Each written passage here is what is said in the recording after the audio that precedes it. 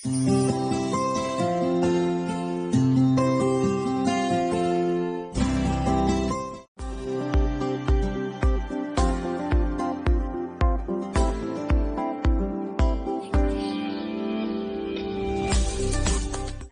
ಪುಟಾಣಿಗಳೇ, ಹೇಗಿದ್ದೀರಿ?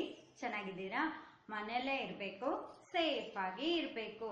ಹಾಗೆ ನಮ್ಮ ವಿಡಿಯೋ ಪಾಠಗಳನ್ನ ನೋಡ್ತಾ ನಿಮ್ಮ ಜ್ಞಾನವನ್ನ ಹೆಚ್ಚಿಸ್ಕೋಬೇಕು. ಸರಿನಾ ಮಕ್ಕಳೇ? ಈ ದಿನ ನಾವು 2ನೇ ತರಗತಿಯ ಪರಿಸರ ಅಧ್ಯಯನದಲ್ಲಿನ 6ನೇ ಮೈಲುಗಲ್ಲಿನ 47, 48, 49ನೇ ಮೆಟ್ಟಿಲುಗಳ ಬಗ್ಗೆ ತಿಳಿಯೋಣವಾ? ಮಕ್ಕಳೇ, 6ನೇ ಮೈಲುಗಲ್ಲು 47ನೇ ಮೆಟ್ಟಿಲಿನಲ್ಲಿ ಒಂದು ಸರಳ ಪ್ರಯೋಗ ಇದೆ. ಇದರ ಲೋಗೋ ಜೇಡ. ಆ ಸರಳ ಪ್ರಯೋಗದ ಹೆಸರು ಅದಲು ಬದಲು ಅಂತ ಹೇಳಿ ಮಕ್ಕಳೇ. ಅದನ್ನ ನಾನು ಇನ್ನೊಂದು ಪ್ರತ್ಯೇಕ ವಿಡಿಯೋವನ್ನ ಮಾಡಿಬಿಟ್ಟು ನಿಮ್ಗೆ ಮುಂದಿನ ಸರಣಿಯಲ್ಲಿ ತಿಳಿಸ್ಕೊಡ್ತೀನಿ. ಆಯ್ತಾ ಮಕ್ಕಳೇ? 6ನೇ ಮೈಲುಗಲ್ಲಿನ 48ನೇ ಮೆಟ್ಟಿಲಿನಲ್ಲಿ ನೀರು ಎಂಬ ವಿಷಯಕ್ಕೆ ಸಂಬಂಧಿಸಿದ ಒಂದು ಸಮೀಕ್ಷೆಯನ್ನು ನೀಡಿದ್ದಾರೆ ಮಕ್ಕಳೇ. ಅಲ್ಲಿ ಸೂಚನೆಯನ್ನ ನಾವು ಗಮನಿಸಬೇಕು. ಅಲ್ಲಿ ಅನೇಕ ಚಿತ್ರಗಳಿದಾವೆ. ಮೊದಲನೇ ಚಿತ್ರ ಬೋರ್ವೆಲ್, ಹಾಗೆ ಬಾವಿ, ಕೆರೆ, ನದಿ, ನಲ್ಲಿ, ಹಾಗೆ ನೀರಿನ ಟ್ಯಾಂಕ್ ಇದೆ. ಅದೇ ರೀತಿ ಅಣೆಕಟ್ಟು ಇದೆ, ಮತ್ತೆ ಕಾಲುವೆ ಇದೆ. ಅವುಗಳ ಚಿತ್ರಗಳನ್ನ ನೀವು ಗಮನಿಸಬೇಕು. ಹಾಗೆ 2 ಕಾಲಂಗಳನ್ನ ಕೂಡ ನಿಮ್ಗೆ ನೀಡಿದ್ದಾರೆ. ನೋಡಿದ್ದೇನೆ, ನೋಡಿಲ್ಲ, ನಿನ್ನ ಊರಿನಲ್ಲಿ ಇದೆ ಅಥವಾ ಇಲ್ಲ. ಆ ಒಂದು ಸನ್ನಿವೇಶಗಳು ನಿಮ್ಮ ಊರಿನಲ್ಲಿ ಇದ್ರೆ ಸರಿ ಗುರುತನ್ನ ಹಾಕ್ಬೇಕು, ಇಲ್ಲ ಅಂದ್ರೆ ತಪ್ಪು ಗುರುತನ್ನ ಹಾಕ್ಬೇಕು. ಅದೇ ರೀತಿ ನೀವು ನೋಡಿದ್ರೆ ಸರಿ ಗುರುತನ್ನ ಹಾಕ್ಬೇಕು, ನೋಡಿಲ್ಲ ಅಂದ್ರೆ ತಪ್ಪು ಗುರುತನ್ನ ಹಾಕ್ಬೇಕು. ಆಯ್ತಾ ಮಕ್ಕಳೇ? ಈ ಸಮೀಕ್ಷೆಯನ್ನ ನೀವು ಪೂರ್ಣಗೊಳಿಸ್ತೀರಾ ಇದೇ ರೀತಿ? ಮಕ್ಕಳೇ, ಈಗ ನಾನು ನಿಮ್ಗೆ ಅನೇಕ ಚಿತ್ರಗಳನ್ನ ತೋರಿಸ್ತೀನಿ. ಅವುಗಳು ಯಾವ ಚಿತ್ರಗಳು ಅಂತ ಹೇಳಿ ನೀವು ಗುರ್ತಿಡ್ದು ಹೇಳ್ತೀರಾ? ನೋಡೋಣ. ಈಗ ಶುರು ಮಾಡೋಣವಾ? ನೋಡಿ, ಇಲ್ಲಿ ಏನಿದೆ? ಇದು ಯಾವ ಚಿತ್ರ? Borewell teacher. ಹೌದು, ಇದನ್ನ ನಾವು ಕೈ ಪಂಪು ಅಂತಾನೂ ಕೂಡ ಕರಿತೀವಿ. ಇಲ್ಲಿ ನೋಡಿ, ಇನ್ನೊಂದು ಚಿತ್ರ ಇದೆ. ಏನಿದು? ಕೆರೆ. ವಾವ್, ಹೌದು. ನಿಮ್ಮೂರಲ್ಲಿ ಕೆರೆ ಇದೆಯಾ? ಇದೆ ಟೀಚರ್. ಹೌದಾ? ನೆಕ್ಸ್ಟ್ ಚಿತ್ರ ನೋಡೋಣವಾ ಏನಿದೆ ಅಂತ. ಏನಿದು?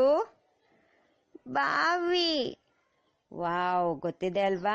ನಿಮ್ಮನೇಲೂ ಬಾವಿ ಇರತ್ತೆ ತಾನೆ? ಹೌದು ಟೀಚರ್, ಇದೆ. ನೆಕ್ಸ್ಟ್ ಚಿತ್ರ ನೋಡೋಣವಾ ಏನಿದೆ ಅಂತ. ಏನಿದು? ವಾವ್, ನೋಡಿ ಇಲ್ಲಿ ಏನಿದೆ? ಅಲೆಗಳೆಲ್ಲ ಬರ್ತಾ ಇದೆ. ಏನಿದು? ಸಮುದ್ರ. ಹೌದು, ಸಮುದ್ರ. ನೋಡಿದಿರಿ ಅಲ್ವಾ ನೀವು? ಎಲ್ಲಿ ನೋಡಿದೀರಾ? ನಿಜವಾಗ್ಲೂ ನೋಡಿದೀರಾ ನೀವು ಸಮುದ್ರವನ್ನ? ಇಲ್ಲ ಟೀಚರ್, ಟಿವಿಲಿ ನೋಡಿದ್ದೀವಿ. ಹೌದಾ? ಸರಿ. ಹಾಗಾದ್ರೆ ಈ ಸರಿ ನಾವು ಏನ್ ಮಾಡೋಣ? ಎಲ್ಲಾದ್ರೂ ಸಮುದ್ರಕ್ಕೆ ಟೂರ್ ಹೋಗೋಣ ಅಲ್ವಾ? ಹೋಗೋಣವಾ? ಆಯ್ತು ಟೀಚರ್. ಈಗ ನಾವು ಇಲ್ಲೆಲ್ಲ ನಾವು ನೋಡಿದ್ವಲ್ವಾ? ಈ ಎಲ್ಲ ಮೂಲಗಳಿಂದನೂ ನಮಗೆ ಏನ್ ಸಿಗತ್ತೆ? ನೀರು. ಹೌದು, ಏನ್ ಸಿಗತ್ತೆ? ನೀರ್ ಸಿಗತ್ತೆ. ಮಕ್ಕಳೇ, ನಿಮ್ಮ ತರಗತಿಯ 6ನೇ ಮೈಲುಗಲ್ಲಿನಲ್ಲಿ 49ನೇ ಮೆಟ್ಟಿಲಿನಲ್ಲಿ ಚಿಟ್ಟೆ ಲೋಗವನ್ನು ಹೊಂದಿರುವ ನೀರು ಎಂಬ ವಿಷಯಕ್ಕೆ ಸಂಬಂಧಿಸಿದ ಒಂದು ಚರ್ಚಾ ವಿಷಯ ಇದೆ ಮಕ್ಕಳೇ. ಅದನ್ನ ನಾವು ಇವತ್ತು ತಿಳಿದುಕೊಳ್ಳೋಣವಾ? ಪುಟಾಣಿಗಳೇ, ನಾವು ಬದುಕಬೇಕು ಅಂದ್ರೆ ನಮ್ಗೆ ಅತಿ ಮುಖ್ಯವಾಗಿ 3 ಅಂಶಗಳು ಬೇಕೇ ಬೇಕು. ಅವುಗಳಿಲ್ಲ ಅಂದ್ರೆ ನಾವು ಬದುಕೋದಕ್ಕೆ ಸಾಧ್ಯನೇ ಇಲ್ಲ ಮಕ್ಕಳೇ. ಅವುಗಳು ಯಾವುದು ಅಂದ್ರೆ ಗಾಳಿ, ನೀರು, ಆಹಾರ. ಅವುಗಳಲ್ಲಿ ನಾನಿವತ್ತು ನಿಮ್ಗೆ ನೀರಿನ ಮಹತ್ವದ ಬಗ್ಗೆ ನಿಮ್ಗೆ ತಿಳಿಸ್ಕೊಡ್ತೀನಿ. ಆಯ್ತಾ? ನಮ್ಗಷ್ಟೇ ಅಲ್ಲ ಮಕ್ಕಳೇ, ನೀರು ಪ್ರಾಣಿಗಳಿಗೆ, ಪಕ್ಷಿಗಳಿಗೆ, ಅದೇ ರೀತಿ ಸಸ್ಯಗಳಿಗೂ ಕೂಡ ಅತಿ ಅವಶ್ಯಕವಾಗಿ ಬೇಕೇ ಬೇಕಾದಂತಹ ಒಂದು ವಸ್ತು. ಅದೇ ರೀತಿ ಈ ನೀರನ್ನ ನಾವು ಅನೇಕ ಚಟುವಟಿಕೆಗಳಿಗೆ ಬಳಸ್ತೀವಿ. ಹಾಗಾದ್ರೆ ನೀವು ಒಂದೊಂದಾಗಿ ಹೇಳ್ತೀರಾ? ನೀರನ್ನ ನಾವು ಯಾವ್ದ್ಯಾವ್ದಕ್ಕೆ ಬಳಸ್ತೀವಿ ಅಂತ ಹೇಳ್ಬಿಟ್ಟು. ಕುಡಿಯೋದಕ್ಕೆ ನೀರ್ ಬೇಕು, ಸ್ನಾನ ಮಾಡೋದಕ್ಕೆ ಟೀಚರ್, ಬಟ್ಟೆ ತೊಳೆಯೋದಕ್ಕೆ ಟೀಚರ್, ಆಮೇಲೆ ಬೆಳಗ್ಗೆ ಎದ್ದ ಕೂಡಲೇ ಬ್ರಷ್ ಮಾಡೋದಕ್ಕೂ ನೀರು ಬೇಕು, ಆಮೇಲೆ ಪಾತ್ರೆ ತೊಳೆಯೋದಕ್ಕೆ ನೀರು ಬೇಕು ಟೀಚರ್. ಹೌದು ಪುಟ್ಟ, ನೀವು ಹೇಳಿದ್ದೆಲ್ಲ ಸರಿ. ಅದೇ ರೀತಿ ನಾವು ನೀರನ್ನ ಕೈಗಾರಿಕೆಗಳಿಗೆ, ವ್ಯವಸಾಯಕ್ಕೆ, ಹಾಗೆ ವಿದ್ಯುತ್ ಉತ್ಪಾದನೆಗೂ ಕೂಡ ಬಳಸ್ತೀವಿ ಮಕ್ಕಳೇ. ಈ ನೀರು ನಮಗೆ ಎಲ್ಲೆಲ್ಲಿ ಸಿಗತ್ತೋ ಅವಕ್ಕೆಲ್ಲ ನಾವು ನೀರಿನ ಮೂಲಗಳು ಅಂತ ಹೇಳಿ ಕರಿತೀವಿ ಮಕ್ಕಳೇ. ನಿಮ್ಮೂರಲ್ಲೂ ಕೂಡ ಅನೇಕ ನೀರಿನ ಮೂಲಗಳು ಇದಾವೆ. ಅವುಗಳನ್ನ ಒಂದೊಂದಾಗಿ ಹೆಸರಿಸ್ತೀರಾ? ಬಾವಿ ಇದೆ, ಕೆರೆ ಇದೆ, ನಲ್ಲಿ, ನೀರಿನ ಟ್ಯಾಂಕ್ ಇದೆ ಮಿಸ್, ಬೋರ್ವೆಲ್ ಇದೆ ನಮ್ಮನೇಲಿ, ಹಳ್ಳದಲ್ಲಿ ನೀರಿರುತ್ತೆ.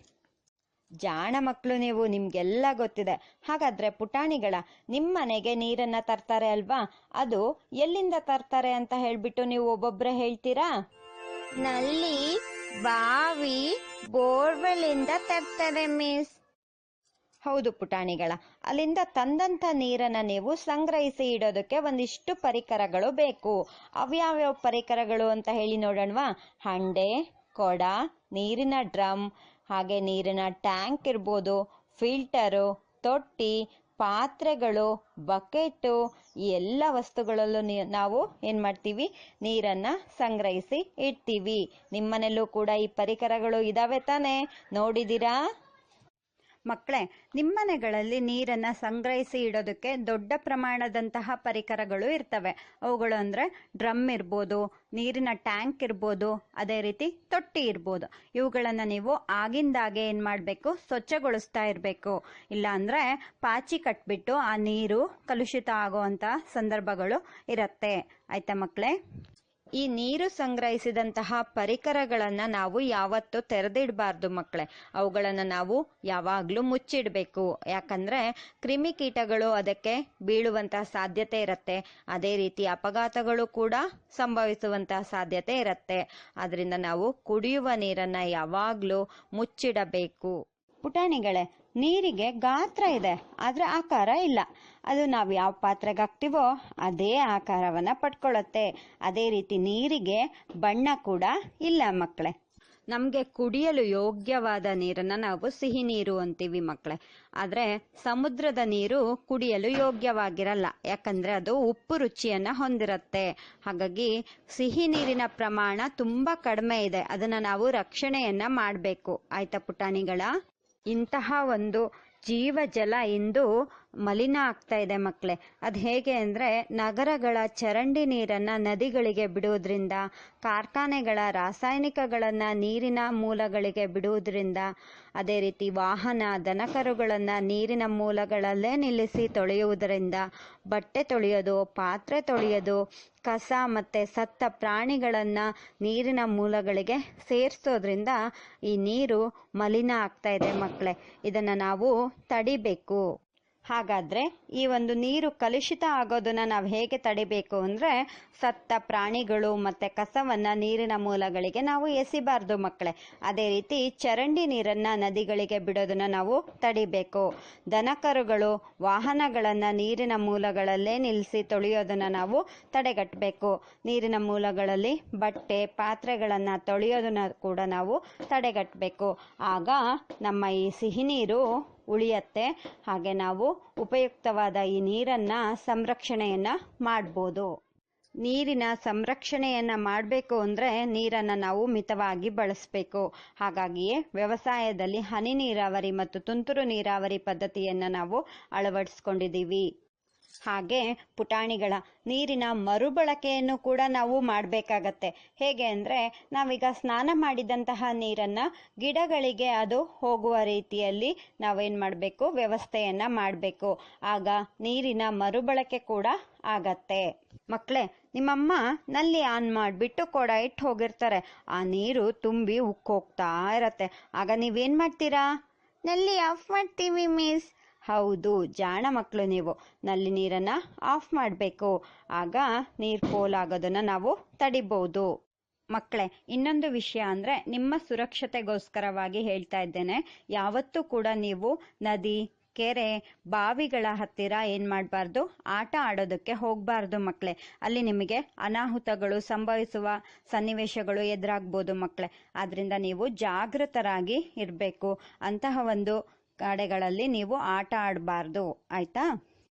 ಮಕ್ಕಳೇ, ಈ ದಿನ ನೀವು ನೀರಿನ ಬಗ್ಗೆ ಎಷ್ಟೆಲ್ಲ ವಿಷಯ ತಿಳ್ಕೊಂಡ್ರಿ ಅಲ್ವಾ? ನೀರಿನ ಮಹತ್ವ ಏನು, ನೀರಿನ ಉಪಯೋಗಗಳು ಏನೇನು, ನೀರಿನ ಮೂಲಗಳು ಯಾವ್ಯಾವು, ನೀರನ್ನು ನೀವು ಸಂಗ್ರಹಿಸುವಂತಹ ಪರಿಕರಗಳು ಯಾವ್ಯಾವು, ನೀರು ಹೇಗೆ ಮಲಿನ ಆಗ್ತಾ ಇದೆ, ಅದನ್ನು ಹೇಗೆ ನಾವು ಸಂರಕ್ಷಣೆ ಮಾಡಬೇಕು, ಎಲ್ಲ ವಿಷಯವನ್ನು ನೀವಿವತ್ತು ತಿಳ್ಕೊಂಡ್ವಿ. ಅರ್ಥ ಆಗಿದೆ ತಾನೇ? ಈಗ ನಾನು ನಿಮಗೆ ಒಂದು ಕಾರ್ಯಯೋಜನೆಯನ್ನು ಕೊಡ್ತೀನಿ ಮಕ್ಕಳೇ. ಅದೇನು ಅಂದರೆ, ನೀರಿನ ಮೂಲಗಳ ಚಿತ್ರಗಳನ್ನು ನೀವು ಸಂಗ್ರಹಿಸಿಬಿಟ್ಟು ಒಂದು ಹಾಳೆಯ ಮೇಲೆ ಅದನ್ನು ಅಂಟಿಸಿ ಅವುಗಳ ಹೆಸರುಗಳನ್ನು ಬರೆದು ನಿಮ್ಮ ಸುಗಮಕಾರರಿಗೆ ಅದನ್ನು ನೀಡಬೇಕು. ಆಯಿತಾ? ಮಾಡ್ತೀರಿ ಅಲ್ವಾ? ಮುಂದಿನ ಸರಣಿಯಲ್ಲಿ ಭೇಟಿಯಾಗೋಣ. ಓಕೆ, ಬಾಯ್.